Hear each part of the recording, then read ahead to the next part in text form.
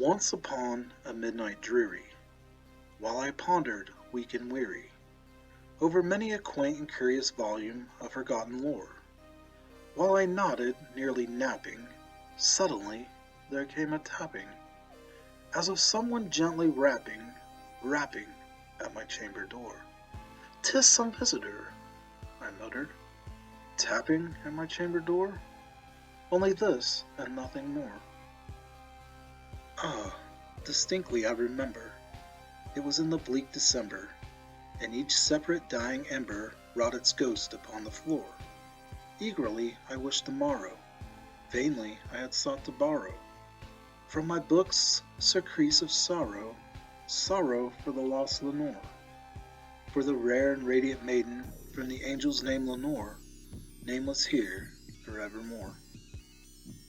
And the silken sad uncertain rustling of each purple curtain thrilled me, filled me with fantastic terrors never felt before, so that now, to this still the beating of my heart, I stood repeating, "'Tis some visitor entering entrance at my chamber door, some late visitor entering entrance at my chamber door. This it is, and nothing more."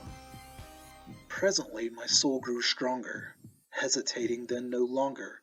"Sir," said I, "or madam, truly your forgiveness I implore, but the fact is I was napping, and so gently you came rapping, and so faintly you came tapping at my chamber door. Then I sacrisse, was sure I heard you. Here I opened wide the door, darkness there, and nothing more." Deep into the darkness peering, long I stood there wondering, fearing, doubting, dreaming dreams no mortals ever dared to dream before. But the silence was unbroken, and the stillness gave no token, and the only word there spoken was the whispered word, "Lenore." This I whispered, and an echo murmured back the word, "Lenore, Lenore, Lenore." Merely this, and nothing more. Back into the chamber turning, all my soul within me burning, soon again I heard a tapping somewhat louder than before. "Surely," said I, "surely that is something at my window lattice. Let me see, then, what thereat is, and this mystery explore. Let my heart be still a moment, and this mystery explore. 'Tis the wind, and nothing more." Then this ebony bird, beguiling my saddened fancy into smiling, but the grave and stern decorum of the countenance it wore. "Thou thy crest be shorn and shaven, thou," I said, "art sure no craven, ghastly grim, and ancient raven wandering from the nightly shore? Tell me what the lordly name is on the night's Plutonian shore." Quoth the raven, "Nevermore." Open here I flung the shutter, when, with many a flirt and flutter, in there stepped the stately raven of the saintly days of yore. Not the least obeisance made he, not a minute stopped or stayed he, but, with mien of lord or lady perched above my chamber door, perched upon a bust of Pallas, just above my chamber door, perched and sat, and nothing more. Much I marveled this ungainly fowl to hear discourse so plainly, though its answer little meaning, little relevancy bore, for we cannot help agreeing that no living human being ever yet was blessed with seeing bird above his chamber door, bird or beast upon the sculptured bust above his chamber door, with such a name as Nevermore. But the raven, sitting lonely on the placid bust, spoke only that one word, as if his soul in that one word he did outpour. Nothing further than he uttered, not a feather than he fluttered, till I scarcely more than muttered, "Other friends have flown before. On the morrow he will leave me, as my hopes have flown before." Then the bird said, "Nevermore." But the raven, sitting lonely on the placid bust, spoke only that one word, as if his soul in that one word he did outpour. Nothing further than he uttered, not a feather than he fluttered, till I scarcely more than muttered, "Other friends have flown before."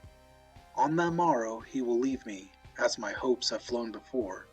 Then the bird said, nevermore. But the raven still beguiling all my fancy into smiling. Straight I wheeled a cushioned seat in front of the bird, and bust and door. Then upon the velvet sinking, I betook myself to linking fancy unto fancy, thinking what this ominous bird of yore, what this grim, ungainly, ghastly, gaunt, and ominous bird of yore, meant in croaking, nevermore.